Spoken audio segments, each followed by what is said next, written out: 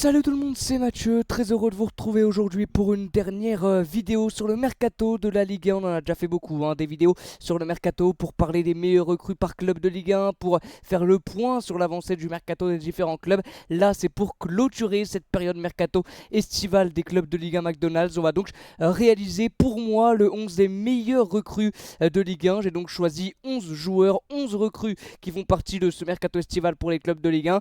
Et donc j'ai réalisé un 4-3-3 avec un numéro 10 pour vous présenter pour moi le 11 des meilleurs recrues de Ligue 1. Bien sûr il y a d'autres choix, on aurait pu faire même avec des remplaçants et des réservistes parce qu'il y a beaucoup de recrues intéressantes sur ce mercato estival, mais j'ai décidé d'en prendre 11, donc n'hésitez pas comme d'habitude dans les commentaires à concocter votre 11 des meilleurs recrues de Ligue 1. On commence donc tout de suite les amis par le poste de gardien, bien sûr c'est logique, et dans les buts j'ai choisi de prendre la facilité parce que sur le papier ça paraît quand même le meilleur gardien dans les recrues. C'est bien sûr l'actuel gardien de l'Olympique de Marseille, monsieur Jérôme Rouli, très expérimenté bien sûr, Jérôme Rouli, lui qui a joué les Jeux Olympiques avec l'Argentine si je dis pas de bêtises.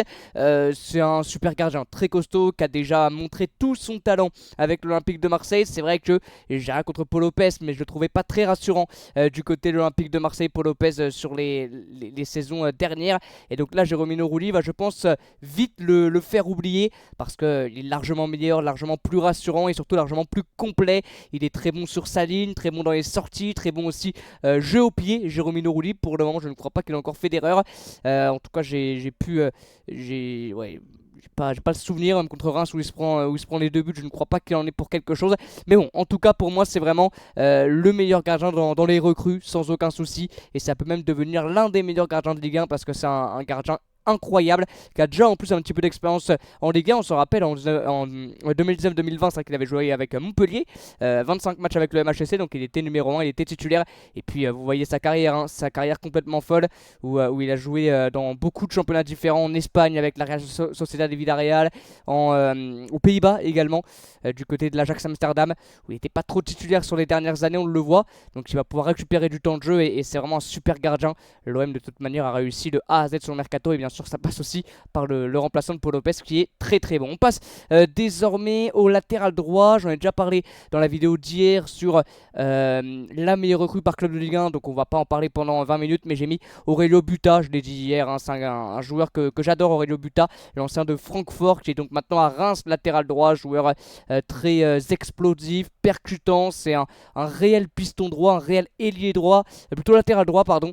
Voilà, il n'a pas peur de se projeter vers l'avant, il n'a pas peur d'aller aider les attaques, et puis pas de problème pour se replacer. C'est vraiment un très bon joueur. Aurelio Buta est très intelligent d'avoir été le chercher. On continue avec un joueur, alors je n'ai pas encore parlé, pas du tout. C'est une recrue oui et non, parce qu'il était déjà dans le club en question l'année dernière, il était déjà du côté du RC Lens, du coup l'année dernière, mais il était prêté, là il a été acheté officiellement. C'est le petit Yohanner Chavez que j'ai mis ici. Je triche un petit peu parce que c'est pas une réelle recrue, il était déjà là l'année dernière, mais ils l'ont acheté officiellement, donc on peut dire que c'est une recrue. Yohanner Chavez de Lens, joueur qui m'avait fait très bonne impression déjà en deuxième partie de saison avec le Racing Club de Lens l'année dernière. Il était prêté, j'espère que je dis pas de bêtises là-dessus, mais il était je crois officiellement acheté en ce début de saison, donc il appartient officiellement au RC Lens. Il va être titulaire maintenant, indiscutable à gauche. Il est très bon, Chavez, un petit peu le même profil qu'un Buta, voilà, pareil, capable d'aider les offensives, de répéter les efforts, d'aller vers l'avant. Il dédouble énormément, Yohanner Chavez. J'aime beaucoup ce joueur et son profil. Alors côté gauche, je sais même plus qui on aurait pu mettre, j'avais d'autres choix bien évidemment, sur chaque poste on aurait pu mettre d'autres joueurs, mais voilà, sur ce poste là vraiment je mets le Lensois parce que je le trouve très bon et il fait également un très bon début de saison. On continue avec la défense centrale et j'ai mis Willian Pacho que peu de gens connaissaient bien sûr et qui arrive en Ligue 1 du côté du Paris Saint-Germain. Willian Pacho est pour le moment, on va pas dire que c'est parfait mais presque, en tout cas il fait bonne impression du côté du Paris Saint-Germain. Il est très bon, très solide pour récupérer les ballons en 1 contre 1 dans ses duels. Il est très intéressant. William Pacho, assez rapide, il va très vite faire oublier Skriniar, c'est déjà le cas de toute façon je pense. Et puis si petit à petit il arrive à être complémentaire avec Marquinhos, à bien s'entendre avec Marquinhos, je pense que ce duo peut être très très intéressant.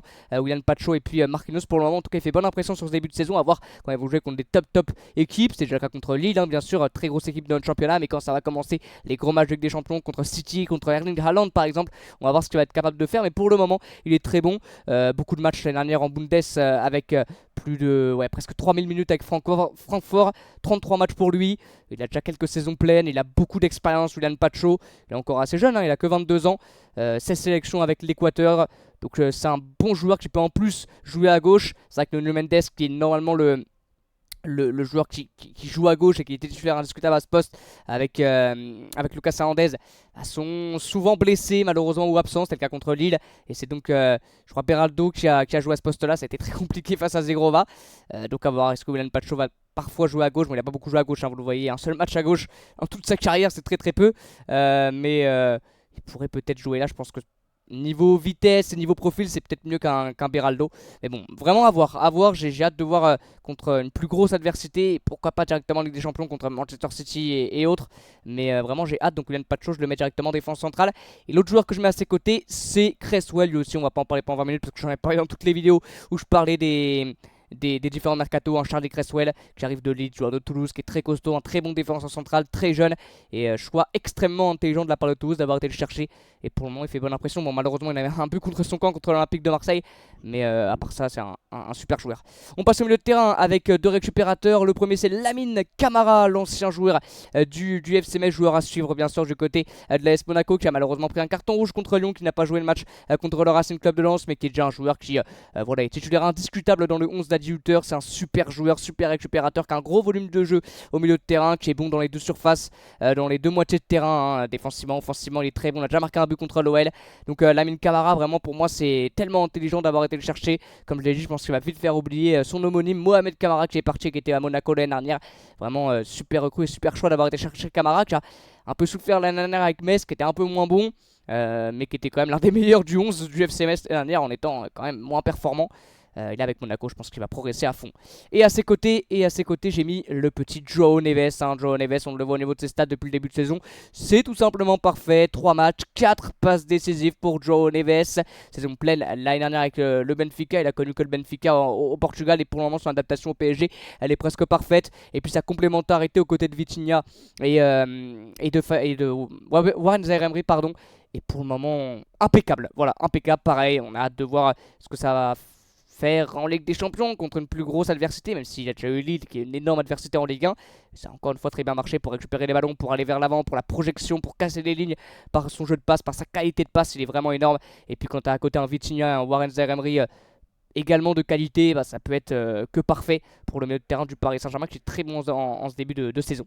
On continue avec le numéro 10, j'en ai parlé également hier dans ma vidéo. C'est plus un ailier gauche, ils le mettent plus comme ailier gauche, et il peut jouer en 10. Il avait joué en 10 contre Monaco avant de se blesser. C'est le Lensois Anas Zaroury que je vais mettre en numéro 10.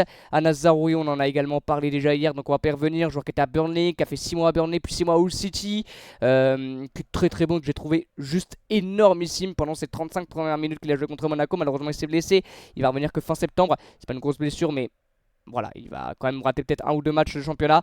Mais Anas Zaroury, énorme, c'est le futur du milieu de terrain marocain, de l'offensive, du secteur offensif marocain. C'est plutôt en ailier gauche, mais qui va, je pense, jouer en 10 du côté de Lens, parce que Lens joue pas avec des joueurs de déséquilibre offensif, c'est plutôt avec des pistons. Et Zaroury, il avait été énorme contre Monaco, très bonne entrée lors du match aller contre le Pana. Donc vraiment à suivre, et pour moi c'est le numéro 10 qu'on va mettre dans notre 11, même si on aurait pu mettre aussi Valentine Carboni, bien évidemment. Et on passe au secteur offensif. On commence avec le numéro 7, j'en ai également parlé hier, c'est Jota. J'ai hâte de voir ce qu'il va donner, le petit Jota, le portugais. J'espère qu'il va retrouver son prime et retrouver son meilleur niveau. Lui qui est connu, bien évidemment, qui a passé alors qui était à Al Ittihad l'année dernière. Si je dis pas le bêtise, c'est ça. Il était aussi au Glasgow, il a été à Valladolid, au Benfica. C'est un super joueur, un joueur de déséquilibre, bien évidemment, assez polyvalent. Mais à côté d'un Kalimundo, à côté d'un Gouiri, j'ai hâte de voir ce que ça va donner. Il n'a pas encore joué avec Rennes, ce sera après la trêve qu'on va voir ce qu'il va donner. Non, c'est lui aussi un joueur très prometteur. Il a 25 ans, l'expérience, mais encore une grosse marge de progression, je pense, pour lui. Et sur les dernières saisons, c'est pas énorme. La dernière grosse saison qu'il a fait, c'était en 2022-2023, avec ses 11 buts sur une trentaine de matchs. Mais je pense qu'il s'y retrouve du temps de jeu, s'il retrouve un petit peu de confiance également et de régularité, je pense que ça peut être très très bon pour Jota. On aurait pu mettre d'autres gars bien évidemment sur le plan offensif, on aurait pu en mettre plein, hein, des recrues très très intéressantes, Sébastien Nanassi, enfin beaucoup de recrues intéressantes qu'on aurait pu mettre sur le secteur offensif, mais bon, j'ai décidé de mettre Jota, j'ai vraiment envie de voir ce que ça va donner. On continue avec sur l'autre flanc bien évidemment Mason Greenwood, on est obligé également de mettre Mason Greenwood, hein, comment ne pas le mettre, l'une peut-être même des meilleures recrues, tout club confondu de ce mercato estival de Ligue 1 et de l'Olympique de Marseille. Greenwood, voilà, c'est un super choix qui se confirme par son super début de saison.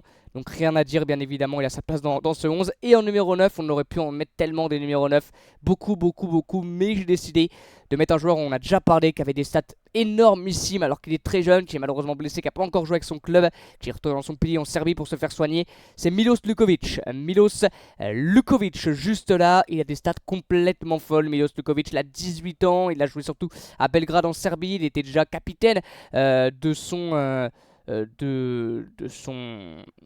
club. Il était déjà capitaine de son club quand il avait 18 ans. Donc c'est juste énormissime. Voilà, c'est Belgrade qui jouait ou pas? Parce que j'ai dit Belgrade, ouais, c'est à Belgrade. On le voit, des saisons à 30 matchs, 13 buts, 28 rencontres, 10 buts. On va voir ce que ça va donner, bien évidemment, hein. On va voir ce que ça va donner. L'année dernière, c'est 7 matchs, 4 buts pour le round de relégation. Mais vraiment, c'est un joueur, j'ai vu ses stats, j'ai vu quelques vidéos énorme. Voilà, sur 85 matchs, 36 buts, c'est un joueur très décisif. On va voir ce que ça va donner, bien évidemment, en Ligue 1, parce que c'est pas du tout pareil que le championnat serbe. Le temps d'adaptation va être, je pense, assez énorme. Il y a beaucoup de concurrence sur le plan offensif du côté de Strasbourg avec beaucoup d'arrivées. Milos Stukovic, j'ai hâte de voir ça. J'ai vraiment hâte de voir ça, bien sûr. On va mettre d'autres joueurs, bien évidemment. Mais Milos Stukovic, ça vaut le détour. J'ai envie de vous dire que ça vaut le détour.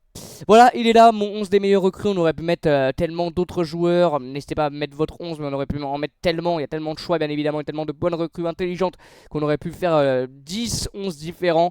Vraiment, on aurait pu en faire tellement des 11 différents. Mais bon, voilà, j'ai décidé de vous présenter celui-ci. N'hésitez pas, bien sûr, dans l'espace commentaire, à me donner le vôtre. Très heureux, en tout cas, d'avoir pu vous le présenter. Et on se retrouve donc très bientôt pour de nouvelles vidéos. À très bientôt, du coup, les amis. Et comme d'habitude, et bah, ciao tout le monde.